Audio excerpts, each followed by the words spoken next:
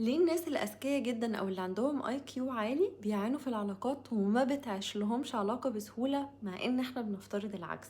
علشان هُم من وهُم صغيرين بيبقوا بيعانوا إن هُم يلاقوا ناس عندها نفس مستوى الذكاء ونفس التوافق ومستوى الذكاء.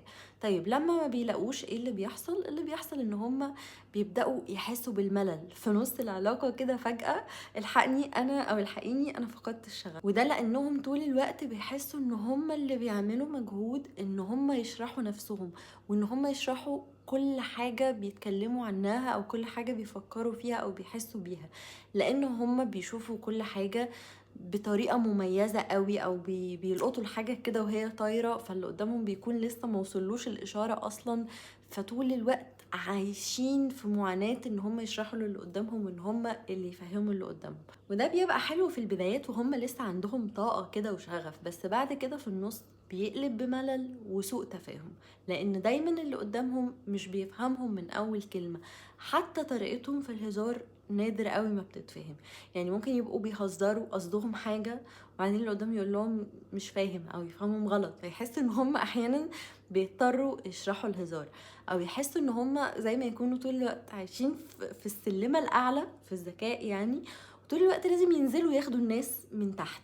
وبيقع عليهم كمان مجهود ان هم ما يحسسوش اللي حواليهم ان هم اذكى منهم، عشان اللي حواليهم ما يتهموهمش ان هم بيتكبروا عليهم او كده. فبيحسوا بضغط من كل النواحي، فبيجوا عليهم وقت كده انه العلاقة بالنسبة لهم بتبقى نوع من انواع الضغط العصبي. ممكن يستحملوا ده في الشغل، في الحياة، في كل حاجة تانية غير الحب. المفروض الحب او الجواز يكون مساحة آمنة ومريحة للإنسان، عشان كده الأذكياء بالذات هي أكتر ناس بتتعب في الحب والجواز. وده مش رأيي لوحدي، ده مقال علمي منشور في Psychology Today.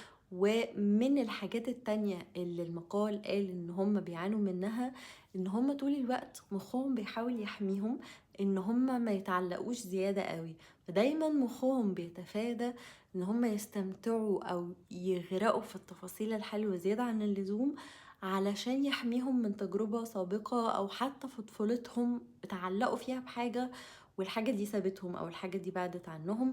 فهم بيتعلموا بسرعة، الأذكياء بيتعلموا بسرعة. ممكن الإنسان اللي مش ذكي قوي تلاقيه بيعمل حاجة ويتعور منها ويعملها تاني عادي يعني. دايما يقولك المجانين في نعيم، ده حقيقي. هم فما بيحسوا ما يعني تلاقيه مثلا الشخص اللي مش ذكي أوي ما يلقطش اللي قدامه مبسوط معاه والّا لأ، فما يتضايقش، ما بيتجرحش ما بيتجرحش بسهولة. تلاقيه مثلًا بيحاول 50,000 مرة مع حد والحد ده يرفضه وهو لسه مقتنع جواه إن الحد ده عايزني. الذكي لأ، الذكي حساس زيادة، الذكي ده ممكن يبقى الحد اللي قدامه عايزه بس يبين عدم اهتمام شوية، فياخد على خاطره ويبعد وياخد خطوتين لورا. فالذكي عنده العكس بقى، إن هو بيفكر في التفاصيل زيادة عن اللزوم وده بيخليه ما يستمتعش بالحياة. وتالت حاجة بتخلي الأذكياء يعانوا إن هما دايما محتاجين وقت يقعدوا فيه مع نفسهم، محتاجين دايما مساحة خاصة وشخصية.